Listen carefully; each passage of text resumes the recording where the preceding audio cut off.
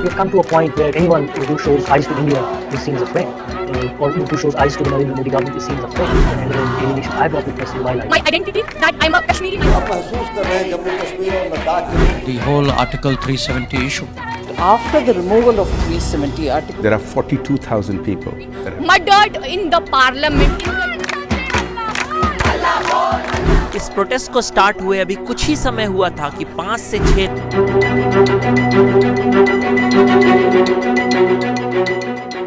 इस नई व्यवस्था के तहत हम सब मिलकर उस दिन से अनुच्छेद 370 के सभी खंड लागू नहीं होंगे. Significant move to take direct control of 2019 August 5ஆம் தேதி யாருமே மறந்திருக்க மாட்டோம். ஜம்மு அண்ட் காஷ்மீரினுடைய ஸ்பெஷல் ஸ்டேட்டஸ் ஆர்டிகிள் 370 இது எல்லாமே நிராகரிக்கப்படுது. இல்லப்பா அது எங்களுடைய யூனியன் பிரதேசம் தான் அப்படின்னு சொல்லி 2 யூனியன் பிரதேசமாக மாற்றுறோம். ஜம்மு அண்ட் காஷ்மீர், லடாக் அப்படிங்கிறது தான்.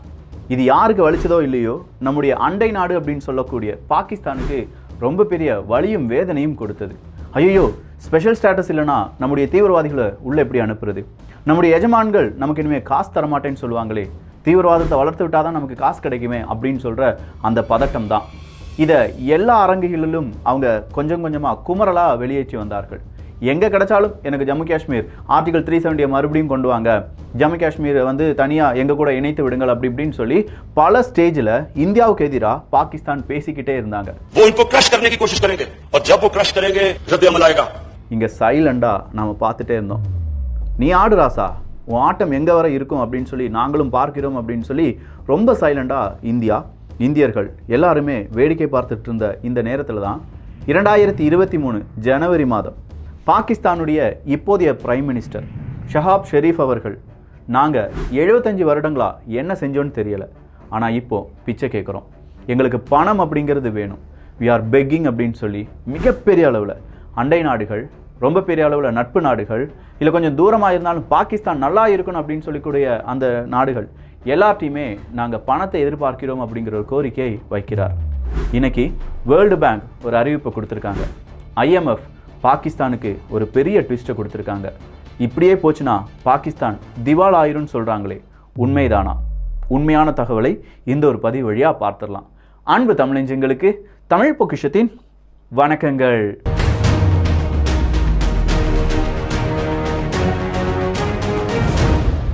துபாய் பேஸ்ட் ஒரு நியூஸ் சேனல் அல் அரேபியா. இந்த அல் அரேபியா அப்படிங்கிற நியூஸ் சேனலுக்கு இப்போதைய பாகிஸ்தானுடைய பிரைம் மினிஸ்டர் ஷஹாப் ஷெரீஃப் அவர்கள் ஒரு இன்டர்வியூ கொடுக்கிறார். அந்த இன்டர்வியூ கொடுக்கும்போது அவர் என்ன தெரியுமா சொல்றாரு? நாங்கள் எங்களுடைய ஹிஸ்ட்ரியிலிருந்து, எங்களுடைய வரலாறுலேருந்து நிறைய பாடம் கற்றுக்கொண்டோம்.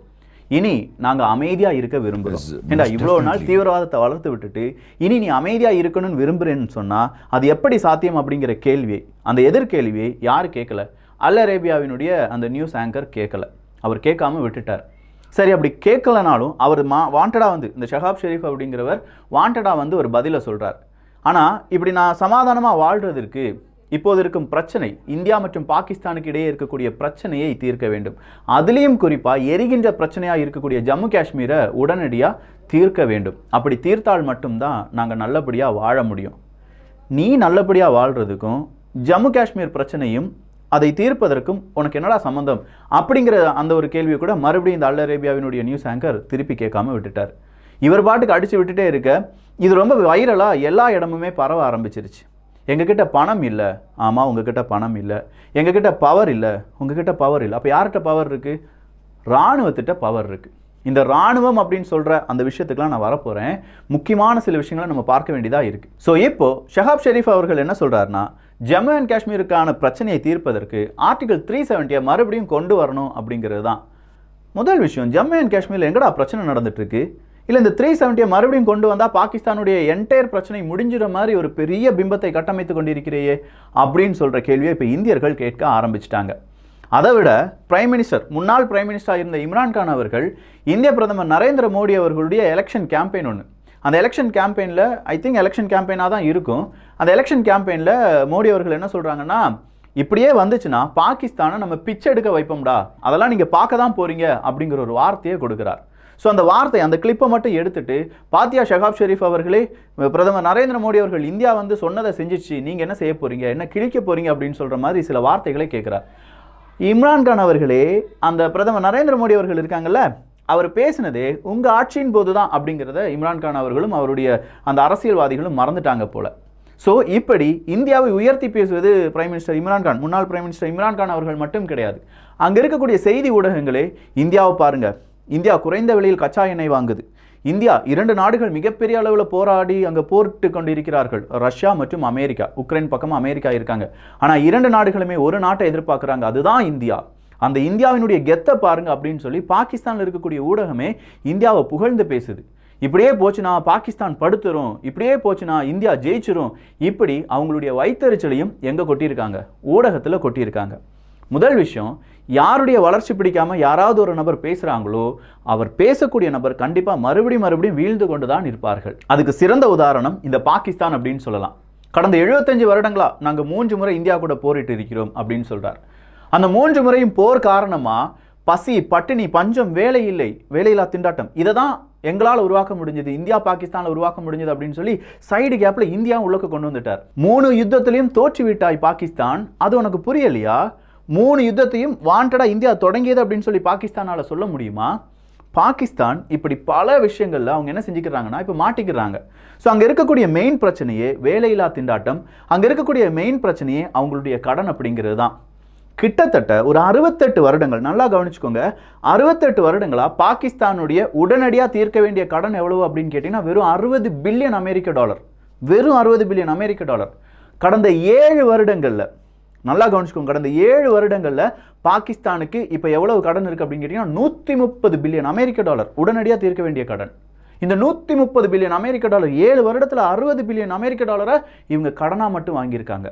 கடன் வாங்கினது மட்டும் கிடையாது, இவங்களுடைய இன்ஃப்ராஸ்ட்ரக்சர் அதிகரிக்க போகிறோம் அப்படிங்கிற பெயரில் சீனாவை உள்ளே கொண்டு வந்து சீனா பாகிஸ்தான் எக்கனாமிக் கோரிடோர் வழியாக அவங்க என்ன செஞ்சுருக்காங்க, வட்டிக்கு வட்டி, வட்டிக்கு வட்டி, வட்டி மேலே வட்டி மேலே வட்டி மேலே வட்டி போட்டு இப்போ பாகிஸ்தானுடைய நிலைமை இப்படி இருக்குது. இப்படியே போச்சுன்னா பாகிஸ்தான் திவால் ஆயிரும் அப்படிங்கிறது தான். இதை நான் சொல்லலை, பாகிஸ்தானுடைய முன்னாள் ஃபினான்ஸ் மினிஸ்டர் சொல்லியிருக்கார். இந்த முன்னாள் ஃபினான்ஸ் மினிஸ்டர் இன்னொரு வார்த்தையும் சொல்லியிருக்காரு, IMF உங்களுக்கு லோன் கொடுக்குறேன்னு சொல்லியிருந்தாங்களே, என்ன ஆச்சு பாகிஸ்தான் அப்படிங்கிறது தான்.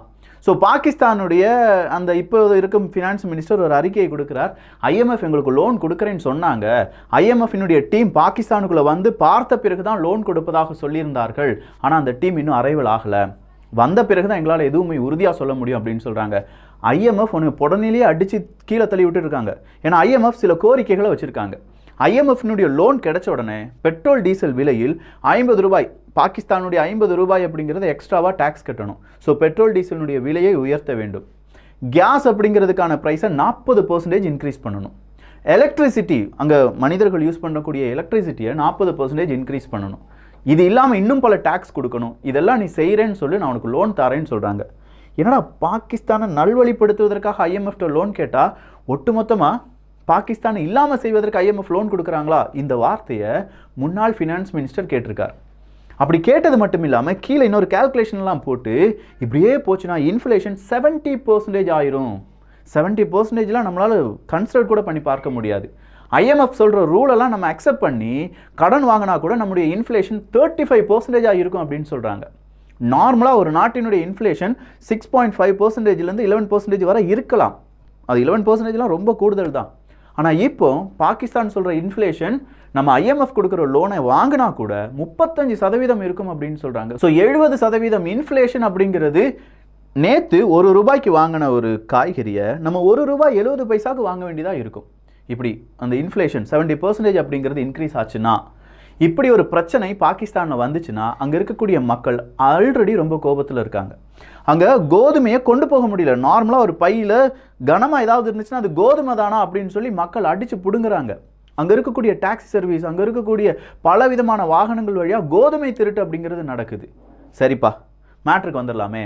இந்தியா கொடுத்த அடியில் பல வரலாற்று வழியாக நாங்கள் பாடத்தை கற்றுக்கொண்டோம் அப்படின்னு சொன்ன பாகிஸ்தான் இந்தியா என்னென்ன பாடத்தை கற்றுக் கொடுத்தது தெரியுமா?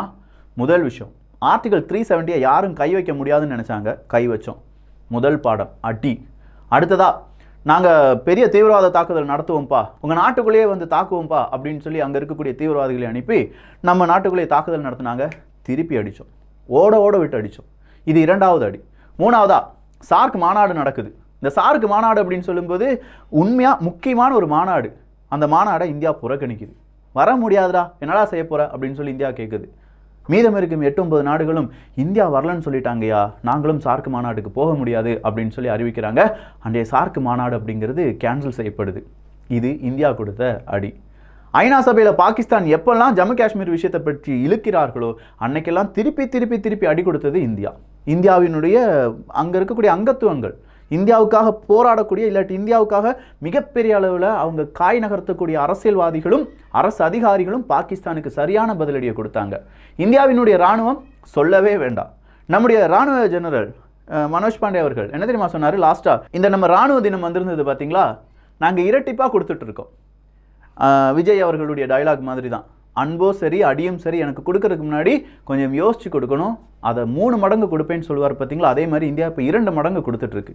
நீ தீவிரவாதிகளை அனுப்பிட்டு விட்டு தான் இருக்க, எனக்கு தெரியுது, ஆனால் தீவிரவாதி உயிரோடு இருக்கானா அப்படிங்கிற கேள்வியை ஃபோன் போட்டு கேளுப்பா அப்படின்னு சொல்லி பாகிஸ்தானுக்கு ஒரு அட்வைஸ் கொடுக்கப்படுது.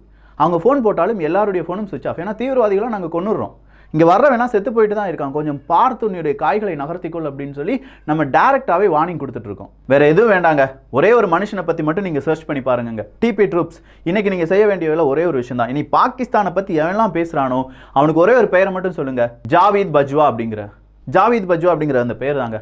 யார்ப்பா இந்த ஜாவீத் பஜ்வா? அவ்வளோ பெரிய ஆளா, அவ்வளோ பெரிய அப்பாட்டக்கரா அப்படின்னு சொல்லி கேள்விப்பட்டீங்கன்னா வேறு யாருமே கிடையாது. இந்த ஜாவீத் பஜ்வா அப்படிங்கிறவர் பாகிஸ்தானுடைய இராணுவ தளபதி, பெரிய போஸ்டில் இருந்தார். அவருடைய பதவி காலம் முடிய போகுது.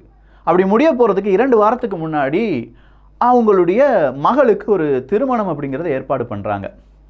மகளுக்கு திருமணம் ஏற்பாடு செய்யும்போது மருமகனாக ஒருத்தர் வருவார்ல, மருமகனாக வரக்கூடிய நபருக்கு கிட்டத்தட்ட ஒரு 13,000 கோடியோ 14,000 கோடி ரூபாய்க்கு அளவுக்கான சொத்துக்களை எழுதி வைக்கிறார் இந்த ஜாவீத் அவர்கள். அடே ஜாவீத், உனக்கு எங்கேருந்துடா இவ்வளோ காசு அப்படின்னு கேட்டால், பாகிஸ்தானை வழி நடத்துறதே ஆர்மி தான்டா, ஆர்மியில் டாப்பாக இருக்கிற ஏன்ட்ட நீ வந்து இப்படி கேட்குறியே அப்படின்னு சொல்கிற அளவுக்கு ஜாவீத் அவர்களுடைய ரெஸ்பான்ஸ் இருந்துச்சு. இதை வெளியில் கொண்டு வந்தது யார் தெரியுமா? அதே பாகிஸ்தான் மக்களில் ஒருவராக இருந்த, மக்களுக்காக போராடக்கூடிய ஒரு பத்திரிகையாளர். அவருடைய பெயர் நூரணி அப்படிங்கிறது தான். ஸோ இந்த நூர் அவர்கள் வெளியில் கொண்டு வரக்கூடிய அந்த ரிப்போர்ட் என்னன்னா, வெறும் 6 வருஷத்தில் இந்த ஜாவீத் பஜ்வா அப்படிங்கிறவர் 6 வருடங்களாகத்தான் அவருடைய பதவியில் இருக்க முடியும். 6 வருடத்தில் அவருடைய ஒய்ஃபு, அவங்களுடைய 1 விட்ட சித்தப்பா, 2 விட்ட பெரியப்பா, மாமா, மச்சான், இவங்க எல்லாருமே புது பிஸ்னஸாக ஆரம்பிச்சிருக்காங்க. அதுவும் பாகிஸ்தானுக்குள்ளே கிடையாதுங்க, இன்டர்நேஷ்னல் லெவலில் புது பிஸ்னஸாக ஆரம்பிச்சிருக்காங்க. அப்படி இன்டர்நேஷ்னல் லெவலில் புது பிஸ்னஸ் ஆரம்பித்து இந்த பணத்தை எல்லாம் வெளிநாடுகளில் கொண்டு போய் போட்டிருக்காங்க. இதை நூரணி அவர்கள் பெரிய அளவு டேட்டாவாக கலெக்ட் பண்ணி, ஒரு பத்திரிகையாளர் செய்ய வேண்டிய வேலை இதுதாங்க. எவன் என்ன செய்கிறான், என்ன தப்பு செய்கிறான் கண்டுபிடிக்க வேண்டியதான் பத்திரிகையாளர்களுடைய வேலை. அதை விட்டுட்டு ஒருத்தர் கொடுக்குற இதுதான்ப்பா இன்னைக்கு பத்திரிகையாளர் மீட்டிங், இதை மட்டும் நீங்கள் செய்தி போடு அப்படின்னு சொல்றதுக்கு பத்திரிகையாளர்கள் தேவையே கிடையாது. அவர் கொடுக்குற கோப்புகளில் என்னென்ன தவறுகள் இருக்குது, அவங்க என்ன தப்பு செஞ்சுருக்காங்க, இதை கண்டுபிடிக்க வேண்டியது தான் ஒரு பத்திரிகையாளர்களுடைய மிக முக்கியமான வேலை. அந்த வேலையை நூரணி அவர்கள் கரெக்டாக செஞ்சார். 6 வருடங்களா உங்களுடைய இன்கம் டேக்ஸ் சர்டிஃபிகேட்லாம் எடுத்து பார்த்தேன் சார் ஜாவீத் அவர்களே அப்படின்னு சொல்லிட்டு காணிக்கிறார். அந்த பஜ்வா அவர்களுடைய இன்கம் டேக்ஸ் எல்லாம் எடுத்து காணிக்கிறார். 2013 நீ இவ்வளோ பெரிய சொத்து வாங்கியிருக்க, அந்த சொத்தை 2017 வரை நீ காண்பிக்காமல் இருந்திருக்க, காரணம் என்ன அப்படின்னு சொல்லி கேட்குறார். அதுக்கு பஜ்வா அவர்கள் சொல்கிறாங்களாம், நான் வாங்கிட்டேன், நான் தெரியாமல் விட்டுட்டேன்ப்பா, அதனால் 2017 நான் இன்க்ளூட் பண்ணினேன், 2013 நான் வாங்கிட்டேன் அப்படின்னு சொல்லி சப்ப கட்டுறார். இவ்வளோ இருக்கட்டும்பா, இவ்வளோ கோடி ரூபாய் சொத்து எப்படிப்பா உனக்கு வந்துச்சுன்னு கேட்டால், நான் பல பிஸ்னஸ் பண்ணுறேன், அதுலேருந்து எனக்கு லாபம் வந்துருச்சு அப்படின்னு சொல்லும்போது, சில குடும்பங்கள் வாழ்வதற்காக பாகிஸ்தான் அப்படிங்கிற ஒரு நாடு இன்னைக்கு சீரழிக்கப்பட்டிருக்கிறது. எவன் ஒருத்தன் வாழக்கூடாது, எந்த ஒரு நாடு வாழக்கூடாது அப்படின்னு சொல்லி தீவிரவாதத்தை வளர்த்து விட்டார்களோ அதே தீவிரவாதத்தால் பாகிஸ்தான் இன்னைக்கு அழிந்து கொண்டிருக்கிறது. கில்கிட் பல்டிஸ்தானாக இருக்கட்டும், பலுச்சிஸ்தானாக இருக்கட்டும், எல்லா இடங்களிலுமே போராட்டம் வெடிச்சிட்டு இருக்கு. கில்கிட் பல்டிஸ்தான் சொல்லிட்டு இருக்காங்க, பாகிஸ்தான் ஒக்குபைட் காஷ்மீராக இருக்கக்கூடிய நான் இனிமேல் இந்தியாவின் பக்கம் போகணும், எனக்கு விடுதலை கொடுறா அப்படின்னு சொல்லி கேட்டுட்டு இருக்காங்க. பலுச்சிஸ்தான் சொல்லிட்டு இருக்காங்க, எனக்கு தனி நாடு அந்தஸ்து வேணும்டா, என்னை விட்டுருப்பா, எனக்கு நீ எந்த நல்லதும் செய்ய மாட்டுக்கு அப்படின்னு சொல்லி அங்கே பலுச்சிஸ்தான் போராளிகள் மிகப்பெரிய போராட்டத்தில் ஈடுபட்டு இருக்காங்க. தெஹ்ரிக் தாலிபன்கள், நீ யாருக்குமே நல்லது செய்ய மாட்டுக்க பாகிஸ்தானுடைய அரசியல்வாதிகளையும் பாகிஸ்தானுடைய இராணுவ அதிகாரிகளையும் பார்த்து தெஹ்ரிக் தாலிபன்கள் சொல்றாங்க, நீ யாருக்குமே நல்லது செய்ய மாட்டுக்க, மக்களுக்கு ரொம்ப பெரிய கொடூரம் செஞ்சிட்டு இருக்க, உலகத்துக்கே நீ பெரிய ஒரு கேன்சரா மாறிட்டு இருக்க, அதை அழிக்க வேண்டியது என்னுடைய பொறுப்பு. ஏன்னா என் மக்களும் இங்கே வாழ்ந்துட்டு இருக்காங்க, அவங்க நல்லபடியாக வாழணும்னா இந்த கேன்சர் ஏஜென்ட்ஸ் அப்படிங்கிறவங்கள நான் கொல்லணும். அதுக்காக தான் தெஹ்ரிக் தாலிபன்கள் என்ன செய்கிறாங்கன்னா, இராணுவத்துக்கு எதிராகவும் அங்கே இருக்கக்கூடிய காவல்துறை அதிகாரிகளுக்கு எதிராகவும் அவங்களுடைய தாக்குதலை நடத்திட்டு இருக்காங்க. ஸோ தெஹ்ரிக் தாலிபன்கள் ஏதாவது ஒரு பொதுமக்கள் மீது தாக்குதல் நடத்தினாங்க அப்படிங்கிற செய்தியை காண்பீங்க பார்ப்போம். இருக்காது, மேக்ஸிமம் இருக்காது, 80% இருக்க வாய்ப்பே கிடையாது. ஏன்னா அவங்களுடைய டார்கெட் அங்கே தவறு செய்யக்கூடிய நபர்கள். ஏன்னா அவங்களுடைய டார்கெட் பாகிஸ்தானுடைய எக்கனாமியை யார் கையில் வச்சுருக்காங்க அப்படிங்கிற கேள்விக்கு அங்கே இருக்கக்கூடிய ஃபினான்ஸ் மினிஸ்டர் கிடையாது, அந்த ஃபினான்ஸ் மினிஸ்டரையும் கட்டுப்படுத்தக்கூடிய பிரைம் மினிஸ்டர் கிடையாது. இவங்க எல்லாரையுமே பொம்மையாக வைத்திருக்கக்கூடிய இராணுவம் தான். அந்த இராணுவத்துக்கு யார் அங்கேருந்து உதவிகள்லாம் செஞ்சுட்டு இருக்காங்க அப்படின்னு பார்த்தா அமெரிக்கா போன்ற நாடுகள். அதனால தான் அமெரிக்கா சொல்லுவாங்க, இந்தியாவுக்கு நாங்கள் உதவிகள் செய்வோம், அதே நேரத்தில் பாகிஸ்தானுக்கு எங்களை அறியாமையே நாங்கள் உதவிகள் செய்வோம். ஏன்னா இந்தியா மிகப்பெரிய அளவில் சக்தி படைத்த ஒரு நாடு. அந்த நாட்டை அடிக்கணும்னா பல குள்ள நரிகள் ஒன்றாக இணைந்தால் மட்டும்தான் முடியும் அப்படிங்கிறது அமெரிக்காவுக்கும் தெரியும். நம்ம கூடயும் நிற்பாங்க, பாகிஸ்தான் கூடயும் நிற்பாங்க. நமக்கு சின்னதாக உதவி செஞ்சு பெரிய ஆப்பை நமக்கு வைக்கிறதுக்கு பாகிஸ்தானுக்கு பணத்தை அள்ளி அள்ளி இறைப்பார்கள். கார்கில் யுத்தம் நம்ம ஜெயிக்கவே கூடாதுன்னு நினச்ச முதல் நாடு அமெரிக்கா தான். எப்படினாலும் ஜெயிச்சிடக்கூடாது. அணு ஆயுதத்தை இந்தியா தயாரிக்க போகுது, எக்காரணம் கொண்டும் இந்தியா செஞ்சிடக்கூடாது. ராக்கெட் சயின்ஸில் முன்னேறி கொண்டிருக்கிறது இந்தியா, எப்படினாலும் அதுக்கு தடை போடணும் இப்படின்னு சொல்கிற பல முட்டுக்கட்டைகளை போட்டதும் அமெரிக்கா தான். இதுக்கு யார் மிகப்பெரிய அளவில் பலமாக இருந்தாங்க அப்படின்னு கேட்டால் பாகிஸ்தான் தான். அமெரிக்கா நேராக வந்து சொல்லுவாங்க பாகிஸ்தான்கிட்ட, எனக்கு என்னென்ன பிரச்சனைகள் இருக்குது, எஜமா காசு கிடைக்குமா, வச்சுக்கோ. உடனே இந்தியாவுக்குள்ளே பாகிஸ்தான் தீவிரவாதிகளை அனுப்புறது, எங்களுடைய அந்த மனக்குமரல்கள், எங்களுடைய மக்களுடைய துயரம், தீவிரவாதத்தால் நாங்கள் இழந்த இழப்புகள், இது எல்லாத்துக்கும் பாகிஸ்தானை அடித்து எங்களால் பழி தீர்க்க முடியும். ஆனால் நம்ம அதை செய்யலை. அங்கே இருக்கக்கூடிய மக்களையும் நம்ம மக்களாக பார்த்தோம். ஆனால் அங்கே இருக்கக்கூடிய அரசியல்வாதிகள் அப்படி பார்க்கவே இல்லை. அங்கே இருக்கக்கூடிய இராணுவ தளபதிகள் சுத்தமாக அப்படி பார்க்கவே இல்லை. இப்போ பாகிஸ்தான் திவால் நிலைமைக்கு செல்லுமா அப்படின்னு பார்த்தா வேர்ல்டு பேங்க் அடுத்த ஒரு அறிவிப்பை கொடுத்துருக்காங்க. சவுத் ஏஷிய நாடுகள்லேயே வீக்கஸ்ட் எக்கனாமி அப்படிங்கிறது பாகிஸ்தான் தான்ப்பா. பாகிஸ்தான் சீக்கிரமாக திவாலாக போகுது. ஸ்டேட் பேங்க் ஆஃப் பாகிஸ்தானில் இருக்கக்கூடிய அந்நிய செலவாணி டாலர்னுடைய கையிருப்பு 5 பில்லியனாக குறைஞ்சிருச்சு. இப்படியே போச்சுன்னா உடனடியாக திவாலாகிரும். ஸோ வேர்ல்டு பேங்க் கொடுக்க இருந்த 2 லோனை நாங்கள் கட் பண்ணுறோம் அப்படின்னு சொல்லி வேர்ல்டு பேங்க் இன்றைக்கி ஒரு அறிவிப்பை கொடுத்துருக்காங்க. சவுத் ஏஷிய நாடுகளில் பாகிஸ்தானுடைய எக்கனாமி மாதிரி வேறு பூரான எக்கனாமி இல்லை அப்படின்னு சொல்லி வேர்ல்டு பேங்க் சர்டிஃபிகேட் கொடுத்ததுனாலையோ என்னவோ IMFும் அவங்களுடைய லோனை கொடுப்பதற்கு கொஞ்சம் தயங்குவார்கள். ஸோ பாகிஸ்தானுடைய அடுத்தடுத்த மூவ் என்னவாக இருக்கும், இப்படியே போச்சுன்னா பாகிஸ்தான் எப்படி திவாலாகும் அப்படிங்கிறதுக்கான ஃபுல் ஒரு பிக்சரோடி வேறொரு பதிவில் உங்களை வந்து நான் பார்க்குறேன். இப்போ பாகிஸ்தானில் என்னென்ன குழப்பங்கள் நடந்தது, இந்தியாவுக்கு அவங்க எப்படி நெருக்கடி கொடுத்தாங்க, இந்தியாவினுடைய பதிலடி என்னவாக இருந்துச்சு, கம்ப்ளீட் டீட்டெயில்ஸ் உங்களுக்கு தெரிஞ்சிருக்கும் நான் நம்புகிறேன். பாகிஸ்தானை பற்றி நிறைய பேர் தேடிட்டு இருக்காங்க. தேடிட்டு இருக்கிற நபர்களுக்கு ஒரு பொக்கிஷமாக இந்த ஒரு பதிவு இருக்கும். இந்த ஒரு காணொலி பற்றி உங்களுடைய கருத்துக்கள் கமெண்ட்ஸ் இங்கே வரவேற்கப்படுகின்றன.